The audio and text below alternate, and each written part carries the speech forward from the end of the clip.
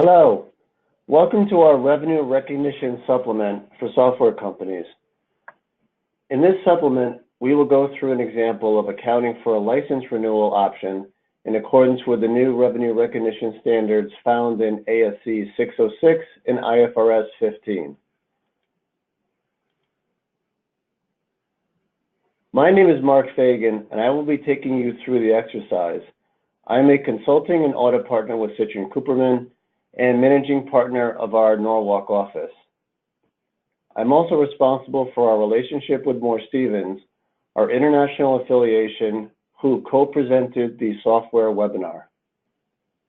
The name of the company we are going to analyze is Best Software Inc., a seller of software licenses and related services. This slide gives you the facts of the exercise. The facts in this case are fairly simple. We'll get into the details in a minute, but overall, we have Best Software selling a license and software support, referred to here as PCS, for a period of time.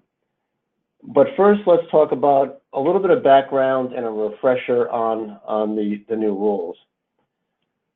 As you learned in our webinar, the new revenue standards are organized so the user needs to address revenue recognition by going through 5 steps. In this example, we are going to assume the first step, identifying the contract with the customer, has already been satisfied, and jump right into the second step, identifying the performance obligations. Software arrangements often have renewal options. Under the new accounting rules, renewal options may be a separate performance obligation, and therefore will need to be priced and treated as a separate unit of accounting. An option is a separate performance obligation only if it provides a material right that the customer would not receive without entering into the original contract. So let's understand the facts of this case. Best Software enters into an agreement to provide a customer a term license, which they take possession of, and PCS for a period of 3 years for an upfront non-refundable fee of $3,500,000. The customer has the option to extend the term of the license and renew the PCS for an additional 3 years for a fee of $2,975,000. The rest of the terms and conditions of the original agreement remain unchanged. Now, when you're trying to determine if the option provides a material right, you need to understand what is going on in the marketplace. In other words, what you could buy the product and services for as a customer coming in without the existing contract. So in this case, assume that Best Software typically increases its prices by 5% each year. So based on those facts, does the option represent a material right? The answer is yes, which seems clear.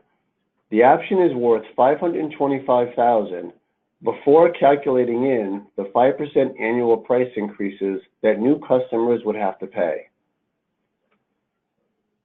Therefore, the option is a performance obligation no different than the license and the post-contract customer support. Best Software has now completed step 2, which is identifying all of the performance obligations, which in this case is 3. You've got the license, you've got the post-contract customer support, and you've got the renewal option. So that leads us to step 3, determining the transaction price. In our fact slide at the beginning of the case, we had already determined the transaction prices for the initial and the renewal terms, and there were no other variables related to the transaction price. So step 3 has already been accomplished and is $3,500,000 for the initial term.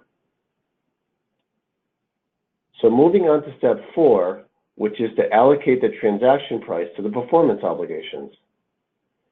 Now, if you read the new standards, the objective of step 4 is for an entity to allocate the transaction price to each performance obligation in an amount that depicts the amount of consideration the entity expects to be entitled in exchange for transferring the promised goods and services. So how do you put that into a practical example?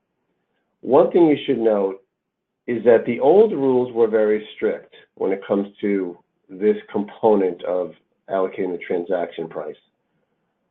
Under the old rules, Best would have had to show that they had sold each of these three pieces separately without any other services in order to account for a separate unit of accounting. That was called VSOE. Now, under the new rules, you are allowed to estimate the standalone selling price considering all information that is reasonably available. Under the new rules, you are allowed to estimate the standalone selling price considering all information that is reasonably available. We are not going to go through this step in detail, but the standards have a lot of guidance and examples on how to estimate standalone selling prices. So let's say Best Software estimates a standalone selling price for all of its components as follows. Post-contract customer support obligation at $500,000. This was estimated based on Best Software's selling price of PCS to other customers with a similar number of users. The license obligation at $2,350,000. Now let's assume they estimated that on what their competitor sells licenses for of a similar product without PCS. And they had to do it that way because Best Software never sells its license without PCS, but its competitor did. So this gave them a good barometer as how much it would be. And then that leaves, because then you've got to add up to $3,500,000, that leaves $650,000 for the renewal obligation. But if you look at it, that amount of $650,000 is reasonable. That is, they had a $525,000 savings that we saw a couple of slides ago before taking into account the 5% annual price increases that other customers would pay. And then if you apply a reasonable discount factor, the $650,000 is a reasonable price. So this is what it would look like allocating the $3,500,000 to the three components as I just described. So here is how the revenue recognition may look over the initial and renewal period after allocating the purchase price. One assumption I have added is that PCS for the option term is $550,000, increased from $500,000 in the initial term for normal price increases. So as the diagram states, Best Software recognizes revenue of $2,350,000 upon the transfer of the license to the customer and amortizes the $500,000 of PCS over 3 years at a monthly amount of $13,889. Then, on day 1 of year 4, the option of $650,000 is recognized, along with a license fee of $2,425,000. Again, on day 1 of year 4. The PCS of $550,000 is then recognized over the remaining 36 months at $15,278 per month. If the option is not signed, the $650,000 is still recognized on day 1 of year 4. This is because the fee was not refundable and the option period has expired. As I mentioned earlier, the new guidance eliminates the need to have vendor-specific objective evidence of fair value in order to separately account for elements in a software licensing agreement.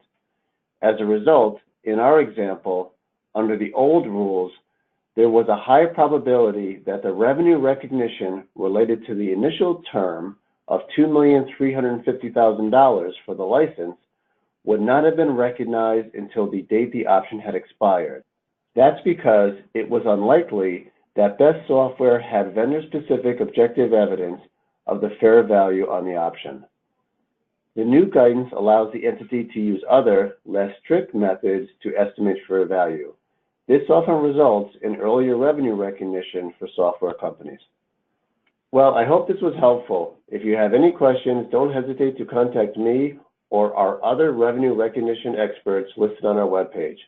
And thanks for listening.